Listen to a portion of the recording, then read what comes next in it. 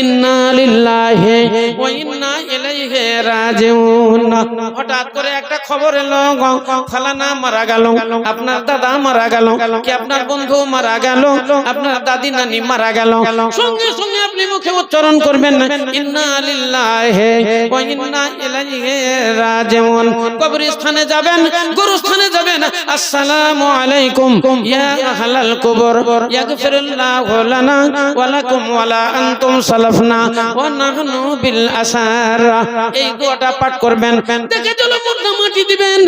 মুর্দা মাটি দেওয়ার সময়তে আহনাফদের যে দোয়া আছে, আপনি দোয়াটা বলতে পারেন। আহলে হাদিসের ভিতরে কিন্তু বলতে নিষেধ করে, মিনাহা খালাকনাকুম ওয়া ফিহা নুইদুকুম ওয়া মিনহা নুখরিজুকুম তারাতান উখরা। যদি এটা আপনি না বলেন, বিসমিল্লাহ বলে মাটি দেন, 3 চল মাটি আপনাকে দিতে হবে। হাদিসের ভিতরে লেখা আছে, এক মুসলমান অপর মুসলমানের উপরে 6টা হক আছে, চাহে ও এগানা হইয়া বেগানা। যদি আপনার আত্মীয় হয় তবু আপনার উপরে 6টা হক আছে, যদি আত্মীয় না থাকে তবু আপনার উপরে 6টা হক আছে। তার মধ্যে একটা হক, যখন তার সঙ্গে সাক্ষাৎ হবে তখন সালাম দিতে হবে, আসসালামু আলাইকুম, এই কথাটা বলতে হবে। উত্তরে ওয়া আলাইকুম সালাম ওয়া রাহমাতুল্লাহি ওয়া বারাকাতুহু বলতে হবে। যদি কেউ হাঁচি ফেলে তাহলে আলহামদুলিল্লাহ বলতে হবে। যে শুনবে ইয়ারহামাকাল্লাহ বলবে। ইসলাম দরদি ভাইয়ের আমার, উত্তরে বলবে ইয়াহদিকুমুল্লাহ ইসলিহি বালাকুম। দোয়াটা দিতে হবে। তাহলে বোঝা গেল মাটি দেওয়ার সময়তে বিসমিল্লাহ বলে মাটি দিবে, একটা দোয়া বলতে হবে। ওই দোয়াটা না বলা পর্যন্ত কবরের পাশে থেকে সরে যাওয়া হবে না। দোয়াটা বলার পর আপনি সরতে পাবেন, তার আগে সরা হবে না। মাটি দিয়ে ওই দোয়াটা বলতে হবে, ছোট্ট দোয়া, আল্লাহুম্মা গফির লাহু আল্লাহুম্মা সাব্বিত লাহু আল্লাহুম্মা গফির লাহু আল্লাহুম্মা সাব্বিত লাহু বিকাউলি সাবিতি। এই দোয়াটা বলতে হবে। যদি আপনি পারেন লম্বা দোয়া করবেন, না পারেন অন্তত এই দোয়াটা বলতে হবে। ইসলাম দরদি ভাইয়ের আমার, তাহলে এক মুসলমান অপর মুসলমানের হকের মধ্যে এই মাটি দেওয়া 3 চল মাটি, এটা কিন্তু আপনার উপরে অধিকার রাখে। এই দোয়াগুলো আমাদের জানতে হবে। মা বোনেরা, আপনাদেরকেও এই দোয়াগুলো জানতে হবে, কারণ এটা হলো আপনার তাবলীগি জালসা। সেই জন্য এই জিনিসগুলো আপনাদের বললাম। যেমন কুল হু আল্লাহ, অনেক মেয়েরা দেখা যায় কোরআন শরীফ পাঠ করে। এরা কোরআন শরীফে রমজান মাস গেল, অনেক জনাই হয়তো খতম করেছে। বেটা ছেলেরা কিন্তু কোরআন পড়ার সময় পাই না। এবছর আমি কিন্তু 1 খতম দিয়েছি মাত্র, অন্যান্য বছর একটু বেশি হয়, এবছর 1 খতম দিয়েছি। তাহলে যারা লেখা মানে কোরআন শরীফ পড়া জানে, ইচ্ছা করলে তো 1 খতম 2 খতম 3 খতম পর্যন্ত আপনাদের দেওয়া যায়, কিন্তু মানুষ পড়তেই চাই না। মেয়েরা কিন্তু পড়ে। রমজান মাহিনাতে দেখবেন কারো 1 খতম, কারো 2 খতম, কারো 3 খতম। কিছু কিছু মেয়ে আছে আবার পড়েই যায়, 7 খতম পর্যন্ত দেয়। 7 খতম আমাদের কাছে তার রেকর্ড আছে, রিপোর্ট আছে। আমাদের ওইখান করে টপিডাঙ্গা বলে একটা গ্রাম আছে, হ্যাঁ, রেকর্ডিং হয়ে যাচ্ছে। হ্যাঁ, টপিডাঙ্গা বলে একটা গ্রাম আছে, ওটা আমার শ্বশুরের গ্রাম। তো সেই গ্রামে 2টো মেয়ে আছে, একটার নাম হলো ওয়াজেদা আর একটার নাম হলো সেজদা। এক বোনের নাম ওয়াজেদা আর এক বোনের নাম হলো সেজদা। ওরা 7 খতম পর্যন্ত দেয়, 6 খতম, 5 খতম, 7 খতম। তাহলে কেমন পড়া পড়ে। কিন্তু আমরা বেটা ছেলে, আমরা পুরুষ কোরআন মাজিদ সারা বছর চলে যায়, আমরা কোরআন মাজিদ খুলি না। এই পবিত্র রমজান মাহিনা, এই রমজান মাহিনা হলো রহমতের মাহিনা, রমজান মাহিনা মাগফিরাতের মাহিনা, রমজান মাহিনা হলো আপনারা দোয়া খায়রের মাহিনা, রমজান মাহিনা দান খায়রাতের মাহিনা, রমজান মাহিনা হলো কোরআন শরীফ তেলাওয়াতের মাহিনা। তাহলে কোরআন শরীফ আমরা পড়ি না, জানে অনেক লোক কিন্তু পড়ে না। তো যাক ভাই মা বোনেরা, কোরআন শরীফটা প্রতিদিন পড়বেন। আল্লাহ রাসূল বলেছেন কুল হু আল্লাহ সূরা, এর এতই ফজিলত। কুল হু আল্লাহ সূরা যেটাকে বলা হয় সূরাতুল ইখলাস, হ্যাঁ, তো এই ইখলাস সূরার এতই ফজিলত যে সূরা এই ইখলাস পাঠ করলে 3 বার পাঠ করলে একবার কোরআন খতম করলে যত নেকি পাওয়া যায় ততটাই নেকি তার নামায়ে আমলে লেখা হয়। বলেন একবার আলহামদুলিল্লাহ। সূরা ইয়াসিনের জন্য আল্লাহর নবী বললেন সূরাতুল ইয়াসিন কলবুল কোরআন। সূরা ইয়াসিন হলো কোরআনের কলিজা। মানুষের হৃদয়ে, মানুষের ভিতরে যেমন কলিজা, দিল কলিজা, ওই রকম কোরআন শরীফের ভিতরে সূরাতুল ইয়াসিনের জন্য বললেন এ হলো কলিজা। ইসলাম দরদি ভাইয়ের আমার, সূরা ফাতিহার জন্য আল্লাহর নবী বললেন হাদা উম্মুল কোরআন। এটা হলো কোরআন শরীফের মা। যেমন আমাদের মা, মায়ের মতো জিনিস আর কি আছে বলেন? মা থেকে তো শুরু, মা থেকে সন্তান সন্ততির সবকিছু শুরু। তার জীবনের প্রথম থেকে শেষ পর্যন্ত সবকিছু মা থেকে শুরু। মায়ের উদরে আমরা জন্ম নিই, মায়ের গর্ভে আমরা থাকি, সময় হলে দুনিয়াতে চলে আসি, তাহলে মা হলো শুরু। মা থেকে আমাদের জীবন শুরু হয়, আমাদের মৃত্যু পর্যন্ত মায়ের সমস্ত কিছু আমাদের উপরে তার আবদার রইয়া যায়। ওই রকম আল্লাহর নবী বললেন সূরাতুল ফাতিহা তো উম্মুল কোরআন। সূরা ফাতিহা হলো উম্মুল কোরআন।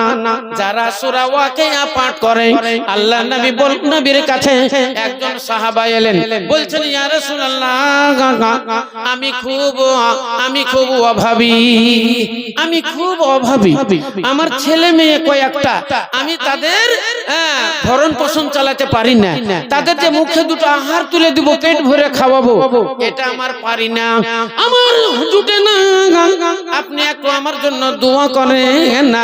আল্লাহর নবী বললেন তুমি কি কোরআন শরীফ পাঠ করা জানো? সাহাবা বললেন ইয়া রাসূলুল্লাহ আমি তো কোরআন শরীফ পাঠ করা জানি। আল্লাহর নবী বললেন সূরা ওয়াকিয়া পাঠ করো, সকাল বেলাতে সন্ধ্যা বেলাতে, এশার নামাজের পরে তুমি সূরা ওয়াকিয়া পড়িও, ফজরের নামাজের পর সূরা ওয়াকিয়া পাঠ করিও। তোমার বাড়িতে রুজির অভাব হইবে না, তোমার বাড়িতে রুজির অভাব হইবে না। নারায়ে তাকবীর। ইসলাম দরদি ভাইয়ের আমার, আল্লাহকুমুত তাকাসুর হাত্তা যুরতুমুল মাকাবির, কাল্লা সাওফা তা'লামুনা সুম্মা কাল্লা সাওফা তা'লামুনা। এই সূরা তাকাসুর আমার দ্বীনের রাসূল সরকারে দো আলম তাজদারে মাদানী বলেন এই সূরাটা তোমরা বেশি বেশি করে পাঠ করো, এই সূরা বেশি বেশি করে পাঠ করো। এই সূরা বেশি করে পাঠ করলে তোমাদের মরণের স্মরণ আসবে, মরণের স্মরণ আসবে।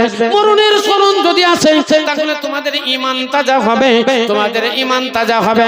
শয়তান তোমাদের কাছ থেকে দূরভীত হয়ে যাবে, শয়তানের কোনো কারচুপি তোমাদের উপরে চলবে না, তোমাদের উপরে চলবে না। তাহলে এই জিনিসগুলো আমাদের পড়তে হবে। নবী বলেন আয়াতুল কুরসি পড়ো, আয়াতুল কুরসি পড়লে শয়তান তোমাদের উপরে জয়ী হতে পারবে না, শয়তানের কোনো কারচুপি তোমাদের থাকবে না। আল্লাহ রাব্বুল আলামিন তোমাদের শয়তানের ফিতনা হতে হেফাজত করবেন। তাহলে এই জিনিসগুলো জানতে হবে। অনেকেই কোরআন শরীফ পাঠ করে কিন্তু গুরুত্ব বুঝে না, গুরুত্ব বুঝে না। অতএব এই গুরুত্ব আপনাকে দিতে হবে, পড়তে হবে। ইসলাম দরদি মা বোনেরা, আপনাদের জন্য দিনে রাতে 5 ওয়াক্ত সালাত আদায় করতে হবে। 5 ওয়াক্ত নামাজ প্রত্যেক মুসলমান নর নারীর উপরে আমাদের ফরজ। আপনাকে তো আগেই বলেছি, অন্যান্য বিষয়গুলো আল্লাহ একবার দুবার তিনবার বলেছেন, কিন্তু নামাজের বিষয়টা আল্লাহ 82-83 জায়গাতে বললেন আকিমুস সালাত, তোমরা নামাজ প্রতিষ্ঠিত করো। আর বললেন ওয়াতু যাকাত, তোমরা যাকাত প্রদান করো। যাকাত প্রদান মানে দান, আল্লাহর রাস্তায় তোমরা দান করো। আল্লাহ রাসূলকে একজন সাহাবা জিজ্ঞাসা করলেন আইয়ুল আমালি আফদালু ইনদাল্লাহ, আল্লাহর নিকটে সবচাইতে উত্তম আমল কি? আমার দ্বীনের রাসূল সরকারে দো আলম বললেন ইতআমুতম, সিলবিল আরহাম ওয়া সাল্লু বিল লাইলি ওয়ান নাস নিয়াম। আমার নবী বর্ণনা দিলেন সবচেয়ে উত্তম কাজ হলো গভীর রাত্রিতে তোমরা সালাত আদায় করো। আল্লাহ রাব্বুল আলামিনের নবী বললেন, কি বললেন? তোমরা সবচেয়ে উত্তম আমল হলো ইতাআমুত-তাআম, ফকির মিসকিনকে খানা দাও, ভুকা যারা তাদেরকে খানা দাও, অর্থাৎ তাদেরকে খাবার দাও। ওয়াসিল বিল আরহাম, আত্মীয়তা বন্ধন মজবুত করো। সিলবিল আরহাম, তোমাদের রেহেমের জিনিস যেগুলা তোমাদের ভাইচারগি যাদের, এই ভাইচারগিটা তোমরা মজবুত করো। ভাইয়ে ভাইয়ে মিল রাখো, আত্মীয় স্বজনের সঙ্গে মিল রাখো। মাঝে মাঝে বোনের বাড়ি বেড়াতে যাও, কোনো কাজ নাই, মাঝে মাঝে বোনের বাড়ি বেড়াতে যাও। ও বোনেরা, কোনো কাজ নাই, মাঝে মাঝে ভাইয়ের বাড়ি বেড়াতে যাও। ও শ্বশুর যারা আছো, মাঝে মাঝে জামাই বাড়ি বেড়াতে যাও। তোমার মেয়েটাকে দেখে এসো, তোমার জামাই বাবুকে দেখে এসো, তোমার নাতি পোতাগুলোকে দেখে এসো। জামাই বাবু মাঝে মাঝে শ্বশুর বাড়ি যাও, শ্বশুর বাড়ির হাল হকিকত তুমি জানো, শ্বশুর বাড়ির হাল হকিকত মাঝে মাঝে লাও, মাঝে মাঝে সালাদের খবর লাও। আত্মীয়তা বন্ধন মজবুত করো। যাও একটু মুচকি হেসে কথা বলো। একটা হাদিস শোনাবো, শুনেন একটা হাদিস। আল্লাহ রাসূল বললেন, আস-সাওমু লি ওয়া আনা আজজি বিহি। হাদিসের মধ্যে লেখা আছে, হাদিসে কুদসি, আল্লাহ নবী বর্ণনা দিচ্ছেন, আল্লাহ বলেন, যখন কোনো মানুষ রোজা রাখে তখন সে আমার জন্য রাখে। আস-সাওমু লি, রোজাদার রোজা রাখে আমার জন্য। ওয়া আনা আজজি বিহি, এর মুজরি আমি নিজে হস্তে দেব। দুই কাঁধে দুই ফেরেশতা আছে, একজনের নাম হলো কেরামিন আর একজনের নাম হলো কাতিবিন। এরা দুইজনা মানুষের পাপ পুণ্যি লেখে, নেকি লেখে, বদি লেখে। কিন্তু রোজার ব্যাপারটা আল্লাহ রাব্বুল আলামিন বলেন, যখন কোনো বান্দা সিয়াম পালন করে, কোনো বান্দা যখন রোজা পালন করে, তখন সে আমার জন্য পালন করে, আমারই জন্য রোজা রাখে। অত এই মুজরি আল্লাহ দুইজন ফেরেশতাকে বলে, তোমরা থেমে যাও। এই ডানের ফেরেশতা, বামের ফেরেশতা, মুনকির নাহি কিরামিন কাতিবিন, তোমরা দাঁড়াও। এর জাননে কি, এই নেকি আমি লিখবো, এর মুজরি আমি নিজ হস্তে দেব। তাহলে আল্লাহ নিজে নিজ হস্তে মুজরি দেন। ওই রকমই একটা হাদিস শোনাই। আল্লাহর নবী বলেন, যারা দুই ভাই, সাগ্গা ভাই, মায়ের পেটের ভাই, দুই ভাই, কিংবা তারা তিন ভাই, কিংবা তারা চার ভাই, কিংবা পাঁচ ভাই, কিংবা সাত ভাই, যারা দুই ভাই যখন এক জায়গাতে বসে, এক জায়গাতে বসে যখন দুটো ভাই কথা বলে, যারা তিন ভাই এক জায়গাতে বসে তিন ভাই কথা বলে, তিন ভাই কথা বলে আর মুচকি মুচকি হাসে। দুনিয়ারই আলোচনা হোক, আখিরাতের আলোচনা হোক, লাভ হোক, মুনাফা হোক, কিংবা নুকসান হোক, ব্যবসা বাণিজ্যের ব্যাপার হোক, কিংবা বিয়ে শাদীর ব্যাপার হোক না কেন, দুই তিন ভাই যখন বসে তারা আপোষে কথাবার্তা বলে আর দুই তিন ভাই মুচকি মুচকি হাসে, তখন আল্লাহ রাব্বুল আলামিন বলেন, এ দুই ফেরেশতা তোমরা সরে যাও। এই কিরামিন কাতিবিন, তোমরা কলম বন্ধ করো, এবার আমার কলম চলবে। আল্লাহ কত সন্তুষ্ট হয়, দুই ভাই যখন একসঙ্গে কথা বলে, আল্লাহর আরশ পর্যন্ত খুশি হইয়া যায়, আল্লাহর ফেরেশতারা খুশি হন, আল্লাহর নবী খুশি হন, আল্লাহ আরশে মুআল্লাকার উপরে মহান আল্লাহ রাব্বুল আলামিন খুশি হন। তিনটে ভাই যখন এক জায়গাতে বসে বসে তারা যখন মুচকি মুচকি হাসে, তারা যখন আনন্দ করে, এক কথাতে ভাইয়ের আনন্দ এমনি হয় না। যখন ভাইয়ের সঙ্গে ভাইয়ের মন মিলে যায়, ভাইদের সঙ্গে ভাইদের প্রাণ মিলে যায়, ভাইয়ের সঙ্গে প্রাণের হৃদয় মিলে যায়, কথাই কথাই যখন মিলে যায়, তখন মুচকি মুচকি হাসি আসে। এমনি কিন্তু হাসি আসে না। তাই হাসির সময়তে আল্লাহ বলেন, তোরা দুই ফেরেশতা সইরা যা। এবার আমি নেকি লিখবো। ওই নেকিগুলো দুই ভাইয়ের নেকি আল্লাহ ওই জায়গাতে রাখে। বলেন একবার আলহামদুলিল্লাহ। কিন্তু ভাইয়ে ভাইয়ে মিল খুব কমই দেখা যায়। আজকে পৃথিবীর মধ্যে সবচাইতে বড় শত্রু ভাই, হ্যাঁ ভাই বোন আর মা বাবা, এদের মতো শত্রু কেউ নাই। আপনাকে আজকে বলে দিলাম, হ্যাঁ মায়ের সেবা করতে হয়, বাপের সেবা করতে হয়, ভাইয়েদের সেবা করতে হয়, কিন্তু জানবেন সবচাইতে বড় শত্রু এরাই, আর আবার সবচাইতে মিত্র এরাই। আল্লাহ রাসূল শেষ করে দেব কোনটা? আচ্ছা আচ্ছা আলহামদুলিল্লাহ। হ্যাঁ মা বোনেরা অনেক আছে, অনেক উপদেশমূলক কথা আপনাদের দিলাম। এই দোয়াগুলো আপনারা সবাই মুখস্থ করবেন। এগুলাই হলো আমাদের আখিরাতের সম্বল। একটা দুয়ার বই আছে, দুআয়ে ঈমানী, ভালো করে মনে করে লেখালেন। বইটার নাম হলো দুআয়ে ঈমানী। একবারে সহিহ বুখারী, মুসলিম, আবু দাউদ, নাসাই, তিরমিজি, ইবনে মাজাহ, এই 6টা 76 হাদিস থেকে একবারে সব নিচক সহিহ সহিহ হাদিস দিয়ে একবারে দোয়াগুলো লেখা আছে। আপনারা দুয়ার বইটা কিনে নেবেন, দুআয়ে ঈমানী, নদিয়া ডিস্ট্রিক্টে মাওলানা ঈমান আলী সাহেবের লেখা, ডিঙ্গেল মাদ্রাসার প্রধান শিক্ষক হেড মাওলানা। আপনারা যেখানেই পাবেন লিখবেন, কিনে নেবেন, পাওয়া যাবে, খুঁজলেই পাওয়া যাবে। আর একটা কথা, আপনাদের এই তাবলীগি জালসা, তাবলীগি জালসার জন্য আমি খুব খুশি। তাবলীগি জালসা আমাদের ভাগ্যে জুটে না, হ্যাঁ বললাম না এবছর দুটো কাজ করতে পারেনি, আল্লাহ জীবনে ভালো কর্ম করতে পারেনি, সব বিষয় ফেল আছে। ওরে বাবাজি ভাই, কিয়ামতের দিন ময়দানে হাসরে সেই দিন আপনার উপায় হবে না, সেই দিন আপনার পোল, আপনার হাত পা সব বিরোধ হয়ে যাবে। আমার আল্লাহ কিয়ামতের দিন ময়দানে হাসরে সেই দিন আপনার মুখে পট্টি মেরে দিবে। আল্লাহ রাব্বুল আলামিন বলছেন, আল-ইয়াওমা নাখতিমু আলা আফওয়াহিহিম ওয়া তুকাল্লিমুনা আইদিহিম ওয়া তাশহাদু আরজুলুহুম বিমা কানু ইয়াকসিবুন। কিয়ামতের দিন ময়দানে হাসরে আপনার মুখে পট্টি মেরে দেওয়া হবে।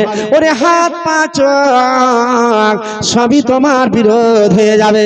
আল্লাহ, ওই লোকটা ফালানা জায়গায় চুরি করেছিল, ডাকাতি করেছিল, মেরেছিল, মার্ডার করেছিল রে, কিয়ামতের দিন আপনার সেই দিন হাত পা সব বিরোধ হয়ে যাবে।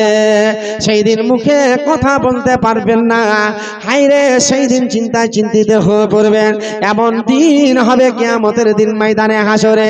সেই দিন কতগুলো মা বোনদের পেটে সন্তান থাকবে, সন্তান পড়ে যাবে, অতএব তাদের কোনো খেয়াল থাকবে না। সেই দিন বেহুশ হয়ে যাবে মানুষ। দেখে লাগবে তারা দুনিয়ায় শরাব পান করে আছে, মদ পান করে আছে, না তারা আল্লাহর কাছে জবাব কি দিবে তাই ডর। আল্লাহ কেমন করে কিয়ামতের দিন ময়দানে হাসরে আল্লাহ কেমন করে দাঁড়াবো। ওরে বাবাজি ভাই আমার, এমন দিন হবে সেই দিন আপনি সেই দিন চিন্তা করবে, আল্লাহ কেন আজকে ভালো কাজ আমার দেখতে পাওয়া যায় না, আমি দুনিয়ায় নামাজ পড়ি, দান করিনি, ভালো কর্ম করিনি, সবই আমার বিষয় ফেল আছে। পুলিশেরা দেখি আমার, পুলিশেরা দেখি আমার দয়ার নবীজি কান্দেন যারে যার। হায়ুম্মতি হায়ুম্মতি কেমনে হইবেন পার। আল্লাহ বলেন, ও গো দোস্ত কাঁদিও না, মুমিন বান্দা পারি হইবে এ বিজলির আকার। গুনাহগার বান্দা কাটিয়া পড়িবে এ দোজখ মাঝার। যারা মুমিন হবে তারা বিজলির মতো পার হয়ে যাবে। আল্লাহু আকবার। এমন পুলিশের রাত আছে প্রত্যেকটা মানুষকে পার হতে হবে, এমন পুলিশের রাত, উপায় নাই কিয়ামতের দিন। ওরে বাবাজি ভাই, সেই দিন আপনার মা, আপনার আত্মীয় স্বজন সবাই আপনার কাছে পালিয়ে যাবে। নিজেই আপনি সেই দিন দেখবেন, আল্লাহ আমার কি আজকে বোঝ উঠাবে, আমি কিয়ামতের দিন ময়দানে হাসরে কেমন করে বাঁচবো। সেই দিন আপনি এক এক করে সব ফেল হয়ে যাবে। বিশ্ব নবীজি দাঁড়ে দরখাস্ত।